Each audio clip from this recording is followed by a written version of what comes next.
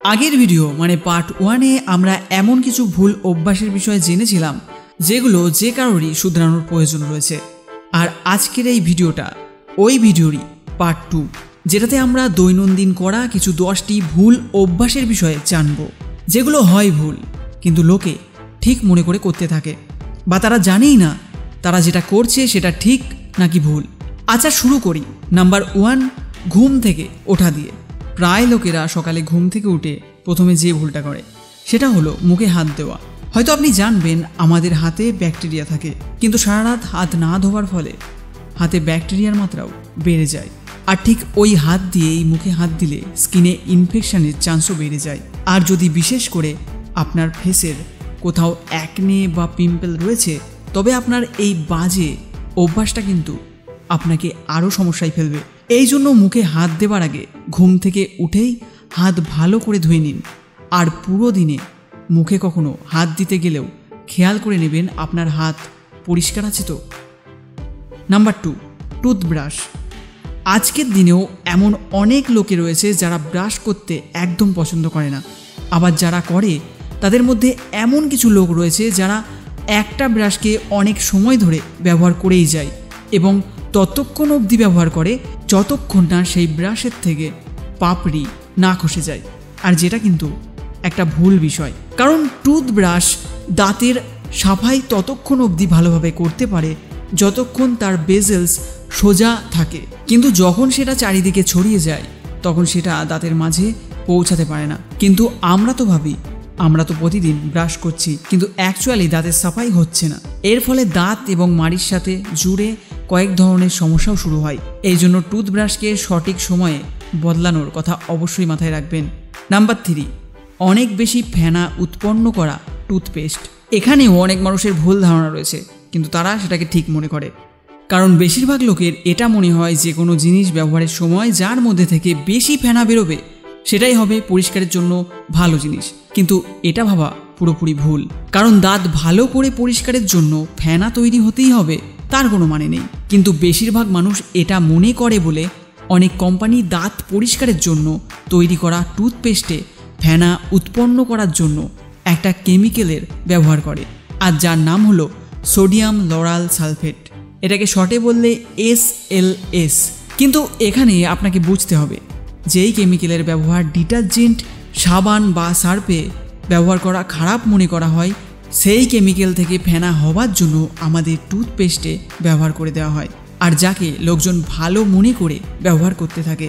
আর এই কেমিক্যাল হার্শ কেমিক্যালের ক্যাটাগরিতেও আসে, যেটা স্কিনকে ইরিটেট করার সাথে সাথে অন্যান্য সমস্যাও তৈরি করে থাকে। আর এরম ধরনের কেমিক্যাল থাকা টুথপেস্ট মাসের পর মাস ব্যবহার করার ফলে মুখের ভেতর বারবার আলসারের প্রবলেম হতে পারে।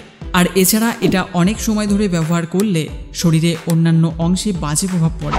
মার্কেটে পাওয়া বেশ নামি দামি টুথপেস্ট যেমন close up, Pepsodent, Colgate, Himalaya আরও অন্যান্য টুথপেস্টেও SLS এর মতো কেমিক্যাল ব্যবহার করা হয়। এখন তবুও যদি আপনি এই ধরনের টুথপেস্ট ব্যবহার করেন তবে সেটা আপনার মর্জি, কিন্তু যদি আপনি মনে করেন এটা খুব ভালো জিনিস তবে বলে দিই সেটা হবে আপনার ভুল ধারণা। আর এই ধরনের টুথপেস্ট স্বাদে মিষ্টি হবার জন্য বাচ্চারা প্রায় সময় গিলে ফেলে, আর এতে থাকা কেমিক্যাল তাদের শরীরের অন্যান্য অংশকেও ক্ষতি করে। আর সাথে আপনার মাথা থেকে ওই চিন্তাটাকে বার করে দেবেন যে ভালো পরিষ্কারের জন্য ফেনা হওয়াটা গুরুত্বপূর্ণ, কারণ এরমটা একদমই নয়। মার্কেটে ডাবর আর ভিকো বজ্রদন্তির মতো কিছু টুথপেস্ট রয়েছে যেগুলোতে SLS এর মতো হার্শ কেমিক্যাল নেই। সাথে এগুলোকে বানানোর সময় অনেক ধরনের প্রাকৃতিক জড়িবুটি ব্যবহার করা হয়, যার ফলে এই দুটোর মধ্যে কোনো একটা ব্যবহার করা বেশি ভালো হবে। আর তাছাড়া আপনার মর্জি, আপনি যেটা চান সেটা ব্যবহার করতে পারেন। নাম্বার 4, মুখ ধোবার সময় বা মাজবার সময় জোরে জোরে ঘষে পরিষ্কার করা। বেশিরভাগ লোকের এটাই মনে হয় মুখ যত জোরে রোগড়ে মোছা হবে তত ভালো পরিষ্কার হবে, কিন্তু এটা ভুল ধারণা। কারণ আমাদের মুখের ত্বক অনেকটা পাতলা আর নরম হয়ে থাকে, ফলে তাকে রোগড়ে পরিষ্কার করলে অনেক তাড়াতাড়ি ড্যামেজ হয়ে যায়, যার ফলে মুখের স্কিন ধীরে ধীরে ঢিলে হয়ে যায় আর কম বয়সে মুখে কোঁচকানো ভাব দেখা যায়। এই জন্য মুখ সবসময় হালকাভাবে ধুতে এবং মুছতে হবে, এবং মুখে থাকা ডেড সেলকে রিমুভ করার জন্য জোরে জোরে রগড়ানোর বদলে ফেস স্ক্রাব ব্যবহার করুন। ফেস স্ক্রাব কি হয় আর এটা কিভাবে বানাতে হয় সেই বিষয়ে ইউটিউবে অনেক ভিডিও আপনি পেয়ে যাবেন, যেটা দেখে আপনি সেটাকে খুব সহজে করতে পারবেন। নাম্বার 5, স্নান করা। যদিও স্নান করাতে অনেক মানুষ ভুল করে থাকে, কিন্তু যেটা প্রায় মানুষ করে সেটা মুখ এবং চুলে তারা সাবানের ব্যবহার করে ফেলে। কারণ অনেক মানুষের এটা মনে হয় সাবানে কেমিক্যাল থাকে না, বরং ফেস ওয়াশ আর শ্যাম্পুতে অনেক বেশি কেমিক্যাল থাকে। কিন্তু এরমটা ভাবাও পুরোপুরি ভুল, কারণ সাবানে আরও বেশি কেমিক্যাল ব্যবহার করা হয়, আর যা মুখ আর চুলের জন্য একদমই সুইটেবল নয়। আর শুধু তাই নয়, বেশিরভাগ সাবানে ফেনা তৈরি করার জন্য তার মধ্যে SLS মানে সোডিয়াম লরাল সালফেটের মতো কেমিক্যালেরও ব্যবহার করা হয়। এছাড়াও সাবানে সোডিয়াম আর ফ্যাটের মাত্রা অনেক বেশি মাত্রায় পাওয়া যায়, যার ফলে সাবান মুখে এবং চুলে বেশি ব্যবহার করলে এটা স্কিনকে অনেক বেশি ড্রাই আর ইরিটেট করে। আর কিছু সাবান তো এমনও হয়ে থাকে যেটা রোম ছিদ্রকে বন্ধ করে দেয়, ফলে অ্যাকনে আর পিম্পলের মতো প্রবলেম শুরু হয়ে যায়। তাই মুখের জন্য ফেস ওয়াশ আর চুলের জন্য শ্যাম্পু ব্যবহার করা বেস্ট অপশান হয়ে থাকে। কিন্তু এখানে খেয়াল রাখবেন, প্রত্যেকের স্কিন আলাদা আলাদা হয়, আর এটা জরুরি নয় সব শ্যাম্পু বা সব ফেস ওয়াশ কেমিক্যাল ফ্রি হবে। এই জন্য এইসব জিনিস কেনবার সময় সেটার ইনগ্রিডিয়েন্ট লিস্ট ভালো করে চেক করে নেবেন। যদি Mamaearth, aroma magic, khadi, rustic art এবং ওয়াওয়ের মতো কিছু কোম্পানি প্রায় কেমিক্যাল ফ্রি প্রোডাক্ট বানিয়ে থাকে, তবুও এগুলোকেও কেনবার সময় ইনগ্রিডিয়েন্ট লিস্টকে অবশ্যই চেক করে নেবেন। নাম্বার 6, একই তাওয়াল দিয়ে মুখ ও চুল পরিষ্কার করা। বন্ধুরা, কিছু লোক তো এর থেকেও দুপা আরও বেশি এগিয়ে, আর পুরো পরিবারের লোকজন একই তাওয়ালে বা গামছায় ব্যবহার করে থাকে। কিন্তু এটা যদি আপনিও করছেন তবে আপনি ভুল করছেন, কারণ আমাদের শরীরের আলাদা আলাদা অংশে আলাদা আলাদা ব্যাকটেরিয়া রয়েছে, আর যখন একই তাওয়াল ব্যবহার করা হয় তখন সেই ব্যাকটেরিয়া চুল এবং মুখের স্কিনের মধ্যে প্রবেশ করে যায়, যার ফলে অ্যাকনে, পিম্পল আর চুল পড়ে যাওয়ার মতো সমস্যা শুরু হয়।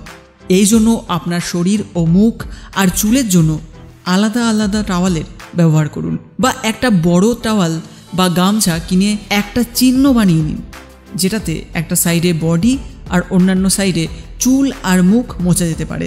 কিন্তু কখনো নিজের টাওয়াল অন্যকে শেয়ার করবেন না। আর যদি কখনো খুব জরুরি হিসেবে অন্যের টাওয়াল ব্যবহার করতেই হয়, তবে নিজের কিনারার অংশটাকে ব্যবহার করুন, কারণ বেশিরভাগ টাওয়াল মাঝখান থেকেই ব্যবহার করা হয়, যার ফলে কিনারার অংশটা প্রায় সময় পরিষ্কার থাকে। নাম্বার 7, চুলে তেল না লাগানো। এখানে অনেকে দু ধরনের ভুল করে থাকে। প্রথমত, কিছুজন চুলে তেল একদমই লাগায় না, আর দ্বিতীয়ত কিছু লোক তেল তো লাগায়, কিন্তু এমন কিছু লোকও রয়েছে যারা চুলে তেল লাগিয়ে কিছু দিনের জন্য ফেলে রাখে। আর দুটোই কিন্তু খুব বাজে অভ্যাস। কারণ প্রথম কথা, তেল আমাদের চুলে শক্তি প্রদান করে, এই জন্য সপ্তাহে কমসে কম একবার চুলে তেল লাগানো অবশ্যই দরকার। কিন্তু চুলে তেল লাগিয়ে অনেক সময় ধরে ফেলে রাখা একদম উচিত নয়, কারণ তেল আঠা আঠা হওয়ার জন্য মাথায় লাগিয়ে বাইরে বেরোলে বা এমনি অনেকক্ষণ ছেড়ে রাখলে তেল ধুলো মাটিকে নিজের দিকে টানবে, যার ফলে ড্যান্ড্রফ বা চুল ঝরে যাবার মতো সমস্যা শুরু হবে। এই জন্য রাতে আপনি চুলে তেল লাগিয়ে ছেড়ে দেন এবং সকালে উঠে ধুয়ে ফেলুন। কিন্তু যাদের স্কিন খুব সেন্সিটিভ তাদের রাতে মাথায় তেল লাগিয়ে শুয়ে পড়া একদম উচিত হবে না, কারণ ঘুমানোর সময় চুলে লাগানো তেল বালিশ থেকে মুখে ট্রান্সফার হবে এবং সমস্যা আরও বাড়াবে। এই জন্য ভালো এটাই যে দিনে স্নান করার সময় আধ ঘন্টা আগে মাথায় তেল লাগানো আর পরে ধুয়ে পরিষ্কার করে ফেলা। কিন্তু এখানেও কিছু লোক ভুল করে আর বেশি সুগন্ধি টাইপের তেল লাগায়, যেটা ভালোর বদলে আরও বেশি ক্ষতি করে দেয়। এই জন্য যে কোনো তেল কেনবার আগে তার ইনগ্রিডিয়েন্ট লিস্ট একবার ভালো করে দেখে নেবেন। আর যদি তাতে mineral oil, paraben, silicone, synthetic colour আর আর্টিফিশিয়াল কালারের মতো কোনো একটা জিনিস যদি ব্যবহার করা হয়, তবে সেই ধরনের তেলকে ব্যবহার একদম করবেন না। তার থেকে পিওর সর্ষের তেল বা নারকেল তেল ব্যবহার করুন, এটা সব থেকে ভালো। নাম্বার 8, জিম বা এক্সারসাইজের পর স্নান না করা। বিশেষ করে কোনো ব্যক্তি সন্ধ্যায় যদি এক্সারসাইজ করে তবে সে মনে করে এখন তার স্নান করার কোনো প্রয়োজন নেই, আর অনেক বেশি ক্লান্ত থাকার জন্য সে সেটাকে স্কিপ করে দেয় এবং রাতে ওইভাবেই শুয়ে পড়ে। কিন্তু এটাও একটা বাজে অভ্যাস, কারণ এক্সারসাইজের সময় ঘাম বেরিয়ে থাকে আর ঘামের জন্য তার মধ্যে ব্যাকটেরিয়া তৈরি হতে থাকে, আর কিছুক্ষণের মধ্যে তো ঘাম শুকিয়ে যায়, কিন্তু তাতে ব্যাকটেরিয়া তখনও সেই স্কিনের ওপরেই রয়ে যায়, আর যেটাকে যদি ধুয়ে পরিষ্কার না করা হয় তবে স্কিন অ্যালার্জি, চুল ঝরা এবং অন্যান্য সমস্যা শুরু হবে। এই জন্য এক্সারসাইজ করার পর আধ ঘন্টা বা 1 ঘন্টা পর স্নান অবশ্যই করবেন। নাম্বার 9, রাতে ব্রাশ না করেই ঘুমিয়ে পড়া। বন্ধুরা, সকালে দাঁত মাজাটা যতটা গুরুত্বপূর্ণ ঠিক ততটাই রাতে শোবার আগে ব্রাশ করা গুরুত্বপূর্ণ। কিন্তু বেশিরভাগ লোক এটাকে জরুরি মনেই করে না। ঘুমোতে যাওয়ার আগে ব্রাশ করা এই জন্য জরুরি কারণ রাতে খাওয়া খাবারের টুকরো দাঁতের ফাঁকে সারা রাত থেকে যায়, আর এটার ফলে ব্যাকটেরিয়াল ইনফেকশন আর দাঁত এবং মাড়িতে হলদেটে ভাব আসার চান্স বেড়ে যায়। এই জন্য ঘুমোতে যাওয়ার আগে ব্রাশ করা অবশ্যই জরুরি। আর মুখ ধোবারও বিশেষ খেয়াল অবশ্যই রাখবেন, কারণ সারাদিনের জমা নোংরা ধুলো মাটি ভালোভাবে পরিষ্কার যেন অবশ্যই হয়। নাম্বার 10, বালিশের কভার পরিষ্কার না করা। প্রায় সময় লোকেরা তাদের চাদর তো বদলায়, কিন্তু বালিশের কভার ততক্ষণ অবধি বদলায় না যতক্ষণ না সেটা অনেক বেশি নোংরা বা ময়লা না হয়ে যায়, যেটা কিন্তু একটা বাজে অভ্যাস। কারণ আমরা বালিশে মাথা দিয়ে শুই, ফলে আমাদের মাথায় থাকা নোংরা তেল বালিশে জমতে থাকে, আর যার ফলে বালিশের কভারটিতে ব্যাকটেরিয়া বিল্ড আপ হয় এবং পরে ওই ময়লা বালিশে মাথা রেখে ঘুমানোর ফলে বালিশে থাকা ব্যাকটেরিয়া চুল এবং মুখের স্কিনে ট্রান্সফার হয়ে অনেক সমস্যা তৈরি করে। এই জন্য সপ্তাহে কম থেকে কম 1 থেকে 2 বার বালিশের কভার সাপ দিয়ে ভালো করে কেচে নেবেন। আজকের ভিডিও এই অবধি। যদি ভিডিও ভালো লাগে তবে লাইক করে দেবেন আর কমেন্ট করতে ভুলবেন না এই ভিডিওর পার্ট 3 জন্য। আর পরবর্তী ভিডিও দেখার জন্য চ্যানেলটা সাবস্ক্রাইব করে বেল আইকন প্রেস করে রাখবেন। ভালো থাকবেন, সুস্থ থাকবেন। Get fit, stay healthy.